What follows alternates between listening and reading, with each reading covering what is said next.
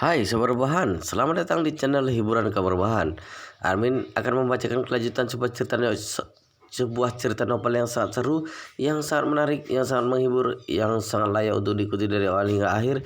Sebuah cerita novel yang berjudul The Story of Yi-Chen. Tetapi sebelum melanjutkannya, pastikan kalian sudah subscribe channel ini dan aktifkan lonceng notifikasinya agar tidak ketinggalan jika admin upload video terbaru. Jika kalian menyukai cerita seperti ini, jangan lupa like. Jika berkenan, share juga ke teman-teman lainnya agar teman-teman lainnya juga mendapatkan informasi dan hiburan di channel ini. Baik, kita lanjutkan di part ke 453 bertepatan dengan bab ke 2185. Yi-Chen dan ayahnya Yi Changying sangat mirip. Mereka hanya berbeda usia, era, gaya rambut dan pakaian mereka juga sangat berbeda. Jika Yi-Chen menggunakan gaya seperti gaya ayahnya, waktu itu mungkin benar-benar akan sulit dibedakan.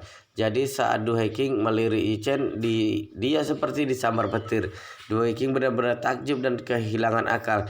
Dia bahkan tidak tahu dirinya berhalusinasi karena sangat merindukan Yi Changying atau bukan. Kalau tidak, bagaimana mungkin dia di depan matanya ada pria yang sangat mirip dengan Yi Changying. Terlebih lagi ketika Yi Changying meninggal, dia baru berusia awal 30-an. Du Haeking sering berhubungan dengan Yi Changying sebelum Yi Changying menikah. Setelah Yi Changying menikah, dan sampai meninggal, mereka berdua jarang bertemu. Oleh karena itu, Yi Changying yang ada di dalam ingatan Du Haeking adalah saat dia masih berusia 20-25 tahun. Kebetulan seumuran dengan usia Yi-Chen sekarang. Kemiripannya lebih konsisten. Justru karena ini dia merasa seolah-olah terpisah dari dunia ini, dan sepertinya Yi Changying yang berusia 20 tahun muncul kembali di depannya. Dan dalam sekejap rasanya air mata Du Haeking akan meledak lagi. Air matanya membuat Yi-Chen yang berada di depannya terlihat kabur, dan dia tanpa sadar menyeka air matanya. Dia melihat lagi ke depan dan ternyata Yi-Chen masih ada di sana. Sekarang Du Haeking merasa ketakutan. Dia mulai merasa Yi Changying yang di depannya ini, atau pria yang mirip dengan Yi Changying ini, benar-benar nyata. Yi-Chen juga sedikit terkejut karena dia tidak mengerti mengapa wanita yang ada di pekarangan ini menatap dirinya dengan pandangan yang aneh. Yi-Chen lebih tidak mengerti mengapa wanita ini tidak bisa menahan air mata ketika menatapnya. Pada saat ini dia langsung merasa ada yang tidak beres. Wanita ini pasti ada hubungannya dengan ayahnya. Du Haeking memiliki halusinasi di dalam hatinya, tapi Yi-Chen tidak. Yi-Chen dengan tenang dan realistis menganalisis semua yang ada di hadapannya. Dia dengan cepat membuat perhitungan semua petunjuk di dalam hati. Pertama-tama, wanita ini datang ke tempat di mana kedua orang tuanya tinggal sebelum meninggal. Kemungkinan dia memiliki hubungan dengan orang tuaku, dan kemungkinan paling besar memiliki hubungan dengan ayahku.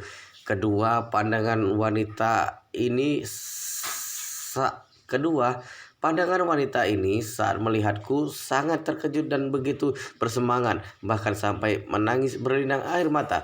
Pasti dia menganggapku sebagai ayah. Jadi siapa sebenarnya wanita ini? Saat Yi-Chen sedang bingung, Du Haeking menatapnya dan tanpa sadar memanggil dengan suara berbisik untuk memastikan orang di depannya ini hanya halusinasi atau nyata. Changying. Kepala pelayan tua itu langsung berbalik saat mendengar ucapannya.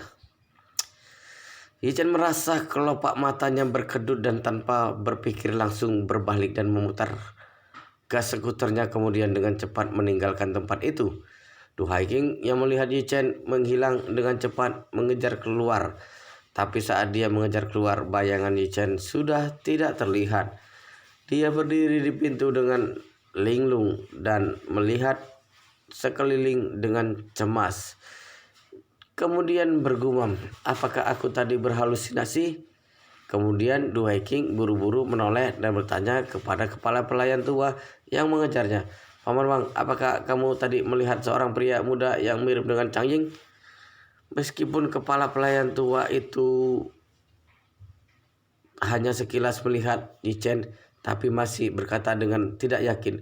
Nona kedua, aku tadi memang melihat seorang pria muda mengendarai skuter listrik dan wajahnya memang sangat mirip dengan Tuan Yi. Ketika Du Haking mendengar ini, dia menjadi sangat bersemangat sampai tergagap. Ketika berbicara, iya, tidak salah. Karena Paman Wang juga melihatnya, itu berarti aku tidak salah lihat dan bukan halusinasi dalam pikiranku. Dan dia tanpa sadar bergumam, bagaimana mungkin? Bagaimana mungkin ada dua orang yang sangat mirip di dunia ini? Dan lagi pemuda itu sepertinya baru berusia 20-an. Bagaimana mungkin wajahnya bisa begitu mirip dengan Chang Jing? Kepala pelayan tua menghela napas. Dunia ini sangat besar. Merupakan hal yang normal jika ada dua orang yang terlihat sangat mirip tapi tidak memiliki hubungan darah. Du Haking mengangguk. Paman Wang, ucapanmu benar. Dunia ini sangat besar dan ada begitu banyak orang. Merupakan hal normal jika ada dua orang yang terkadang berwajah mirip. Du Haking tidak bisa menyembunyikan kegembiraannya berkata, tapi meskipun benar-benar ada orang yang sangat mirip dengan Chang Jing, dia juga seharusnya tidak muncul di sini. Ini tempat apa? Ini adalah bekas tempat tinggal Chang Jing.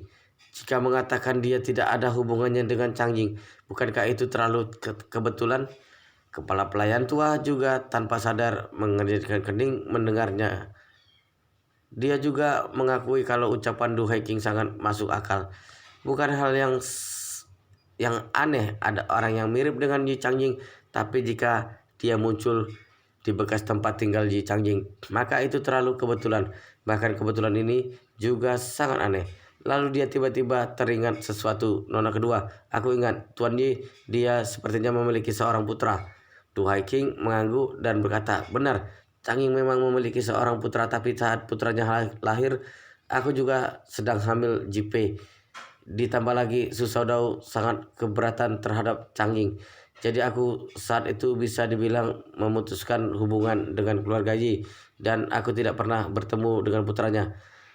Lalu Du Haking bergumam lagi, tapi setelah Chang Jing dan kakak An meninggal, putra mereka juga menghilang. Sepertinya aku tidak mendengar mereka sudah menemukannya. Kepala pelayan tua itu berkata dengan sedikit bersemangat, kalau begitu benar, saat itu peristiwa Tuan Yi dan Nona An terjadi di Jinling, putra mereka juga menghilang di Jinling, sedangkan pemuda tadi juga mirip dengan Tuan Yi. Kemungkinan besar pemuda itu adalah putra Tuan Yi. Air mata Du Haking meledak lagi dan berkata dengan sedih, jika pemuda itu benar-benar putra Chang Jing, saat Chang Jing meninggal dia baru berusia 8 tahun. Selama bertahun-tahun dia tidak pulang ke rumah keluarga Yi. Entah bagaimana dia melewati 20 tahun ini. Kepala pelayan tua itu berkata dengan penuh penyesalan, aku melihatnya mengendarai skuter listrik tua. Pasti kehidupannya tidak terlalu baik. Du Haking mengangguk. Dia lalu memandang kepala pelayan tua dan memohon kepadanya, Paman Wang, tolong bantu aku untuk menemukannya. Bagaimanapun aku bisa dibilang teman almarhum ayahnya. Jika dia tidak hidup dengan baik, maka aku harus membantunya. Kepala pelayan tua berpikir sejenak, lalu berkata dengan serius, Nona kedua, maafkan kata-kataku, tapi jika anak itu terus hidup di kalangan rendahan, maka kemampuan visi dan tingkat pendidikannya pasti tidak terlalu bagus. Selain itu mungkin dia sekarang sudah dalam kesulitan. Jika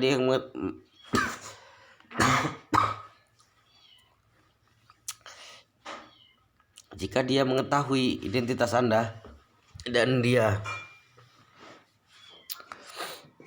sorry guys, minum dulu.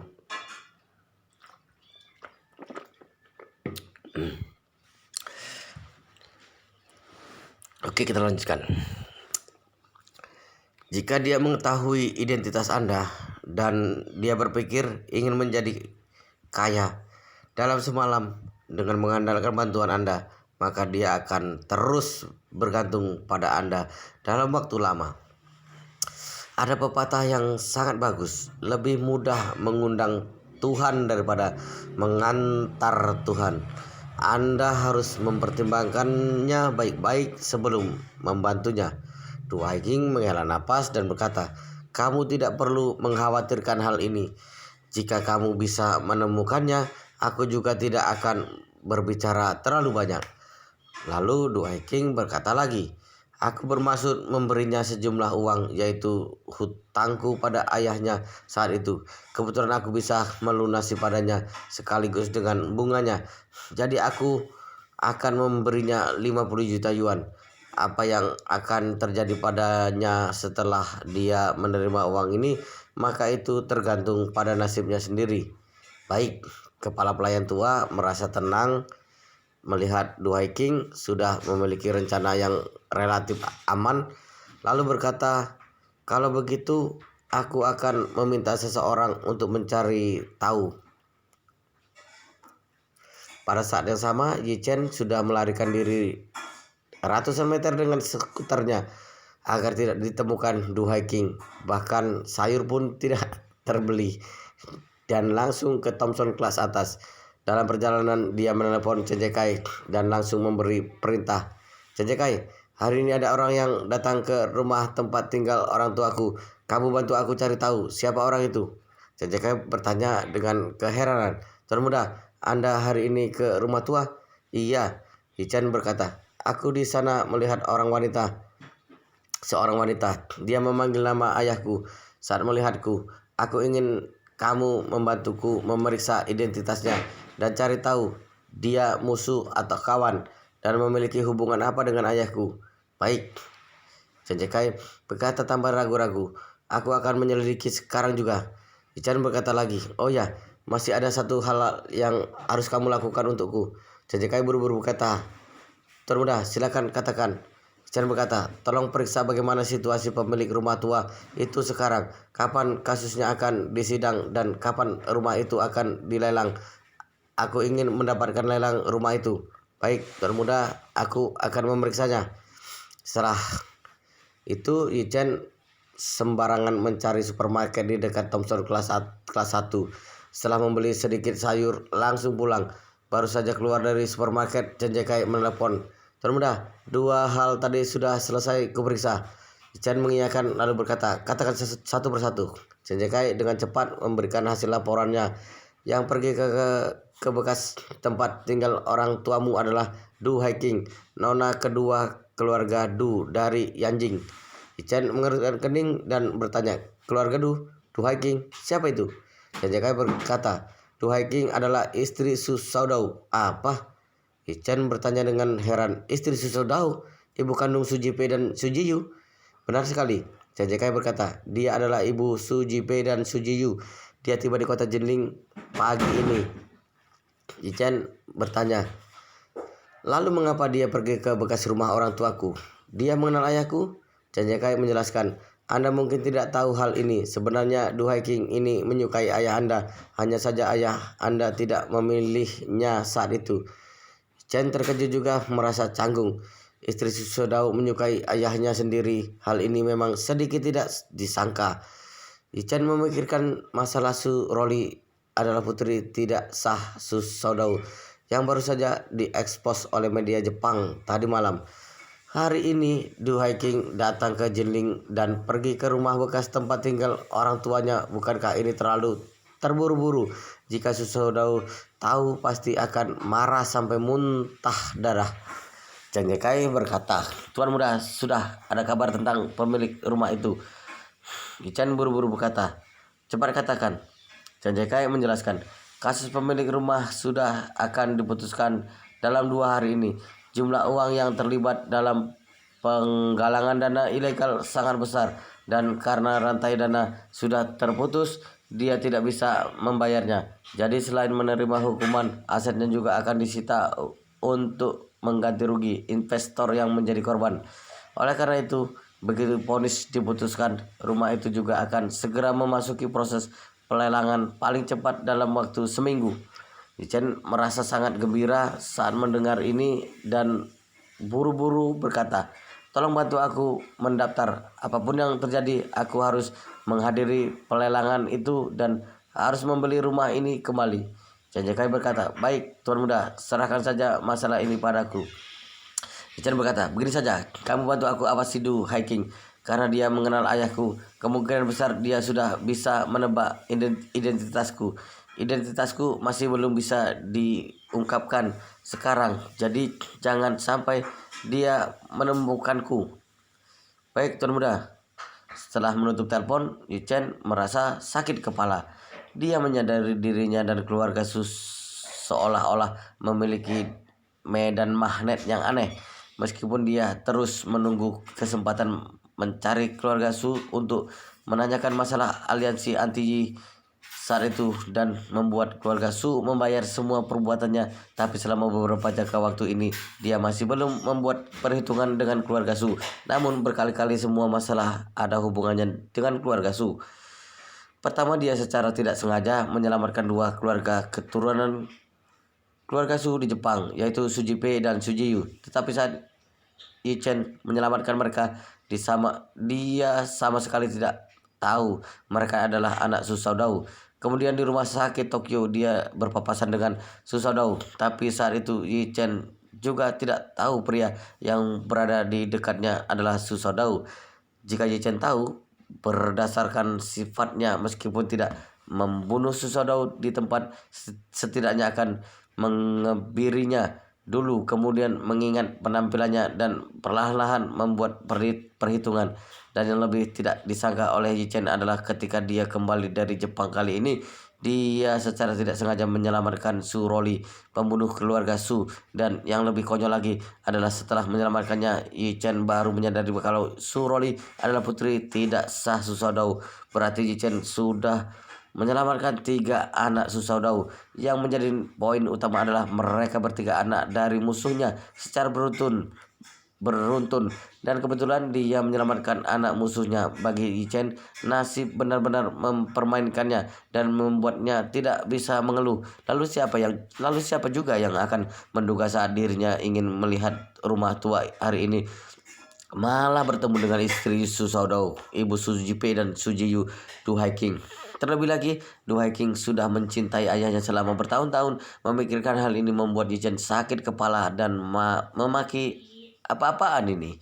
Oleh karena itu, dia diam-diam bersumpah dalam hati saat kelak berhadapan dengan Susaudau, dia tidak akan menyuruhnya membayar semua perbuatannya untuk aliansi anti, tapi juga menyuruhnya membayar dirinya yang sudah menyelamatkan ketiga anaknya. Pada saat bersamaan, Du Hiking juga sedang mencari Yichen, namun dia hanya mengetahui sedikit situasi Yichen, jadi dia tidak tahu harus bagaimana mencarinya. Meski kepala pelayan tua sudah bertahun-tahun berada di Jening, tapi karena keluarga Du juga termasuk keluarga yang memiliki posisi tinggi dan biasanya tidak terlalu menonjolkan diri, jadi dia sebagai perwakilan keluarga Du di Jening juga sangat menjaga diri. Walaupun dia mengenal banyak pejabat tinggi setempat, tetapi dia jarang memperhatikan hal-hal di pasar. Jadi dia hanya bisa bertanya pada orang-orang terlebih dahulu. Mulai dari kecelakaan mobil Yi Changjing saat itu, lalu anak yatim piatu yang diterima oleh beberapa panti asuhan setelah kecelakaan Yi Changjing, juga catatan adopsi yang terdaftar pada saat itu untuk menemukan petunjuk mengenai Yichen. Jika membicarakan kontrak di Jinling, walau dia memiliki pondasi yang bagus, tapi dia masih jauh di belakang Chen Jekai. Sebagai perwakilan keluarga Yi di Jinling, tugas penting Chen Jekai adalah membangun pondasi yang kuat di Jinling. Oleh karena itu, koneksi Chen Jekai di Jinling memiliki jembatan tinggi dan lebih langsung, sehingga kabar yang didapat juga jauh lebih cepat daripada kepala pelayan tua itu. Jadi ketika kepala pelayan tua mulai menyelidiki petunjuk mengenai Yichen, Chen Jekai sudah mendapatkan berita dan melapor pada Yichen. Ketika Yichen mendengar mereka ingin mendapatkan daftar panti asuhan dan catatan adopsi, dia merasa sangat lega. Sebenarnya tidak ada yang salah jika mencari dari arah ini, tapi petunjuk ini sudah diputuskan oleh Tang Sihai. saat orang tuanya baru saja meninggal. Tang Sihai memotong semua petunjuk mengenai dirinya. Bahkan panti asuhan tempatnya dulu tinggal juga diam-diam dioperasikan oleh orangnya. Jadi tidak peduli bagaimanapun orang lain memeriksanya, mereka tidak akan menemukan hasil apapun. Sekarang Du Haking ingin mencari dirinya dari sana, bisa dibilang hanya mimpi saja. Sejak Yichen meninggalkan rumah tempat orang tuanya tinggal, Du Haking merasa sedikit sedih. Di satu sisi karena dia merindukan Yi Changying dan sorry guys, bersin. Di satu sisi karena dia merindukan Yi Changying, dan di sisi lain karena melihat Yi Changying barusan, dia merasa Yichen dan Yi Changying terlalu mirip. Jadi memancing banyak kenangan masa mudanya. Ketika kembali ke rumah keluarga Du di Jinling, para pelayan sudah menyiapkan makan siang yang mewah. Su Jipei juga baru kembali dari panti asuhan setelah selesai memberikan sumbangan. Dia buru-buru bertanya saat melihat Du Haking. "Bu, tadi kamu kemana?" Du Haking tersadar dari lamunannya, tapi masih berkata dengan linglung, aku tidak kemana-mana, hanya meminta Paman Wang membawaku berkeliling." Kemudian seorang pelayan masuk dan berkata dengan hormat, "Nona kedua, makanannya sudah siap."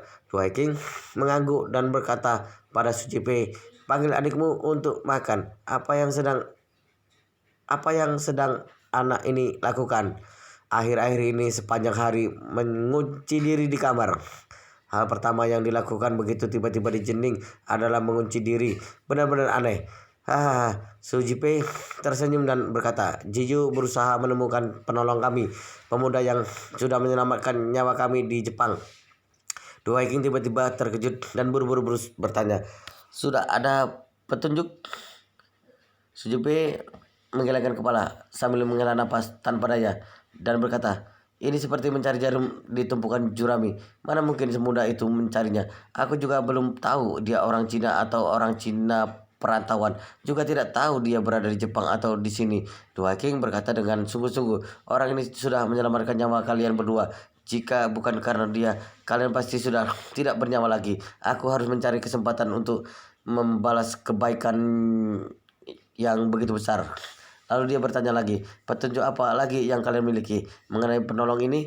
Kalian bisa mengingatkannya padaku. Aku juga bisa membantu kalian mencarinya." Su Jipei membuka kedua tangannya dan menghela napas. "Sebenarnya kami juga tidak memiliki petunjuk apapun. Kami hanya bertemu dengannya sekali dan hanya mengetahui wajahnya. Selain itu tidak ada petunjuk yang berharga lagi." Du Haking bertanya, "Apa perlu memasang iklan berhadiah? Bilang saja ingin menemukan penolong saat itu dan berterima kasih secara langsung. Jika orangnya sendiri melihat ini, tolong hubungi kita." Su Jipei berkata, "Cara ini sudah dipertimbangkan oleh Ciyu, tetapi dia mengatakan kemungkinan sangat kecil. Dia mengatakan penolong kami itu pasti orang yang sangat baik dan tidak kekurangan uang. Bahkan jika melihat iklan ini, takutnya dia tidak akan menghubungi kita." Du Haking mengangguk setuju dan berkata, "Benar juga. Jika dia benar-benar menginginkan uang, dia pasti sudah mengatakannya saat menyelamatkan kalian atau meninggalkan nomor teleponnya. Sekarang hanya berdasarkan ingatan saja melihatnya dan ingin mencarinya dari keramaian memang sangat sulit." Su Jipei berkata tanpa daya, "Aku juga sudah membujuk Jiyu, tetapi dia masih tidak mau menyerah." Su Jipei menggelengkan kepalanya dan berkata, "Bu, aku akan memanggil Jiyu keluar untuk makan." "Ya, pergilah." Tak lama kemudian Su Jiyu yang masih mengenakan piyama berjalan keluar dari kamar dengan enggan atas desakan Su Jipei. Ketika keluar, dia masih memegang iPad dan jari-jarinya tangannya meluncur dengan cepat di atasnya, terus-menerus membalik-balik gambar wajah di sana. Sampai di ruang makan, perhatian Su Jiyu masih berada di layar iPad. Du Haking bertanya, "Jiyu, aku dengar kakakmu kalau kamu sedang mencari penolong itu. Apakah sudah ada perkembangan?" Wow, luar biasa sekali guys, ceritanya sangat seru, sangat menarik, sangat menghibur, sangat membuat kita penasaran jika tidak mengetahui cerita kelanjutannya. Tetapi sepertinya di video di part ini sampai di sini dulu, dan kita akan lanjutkan di part berikutnya di video selanjutnya. Pastikan kalian sudah subscribe channel ini dan aktifkan lonceng notifikasinya agar tidak ketinggalan jika admin upload video terbaru. Jika kalian menyukai cerita seperti ini, jangan lupa like, jika berkenan share juga ke teman-teman lainnya agar teman-teman lainnya juga mendapatkan informasi dan hiburan di channel ini. Baik, kita lanjutkan di bab berikutnya di video selanjutnya.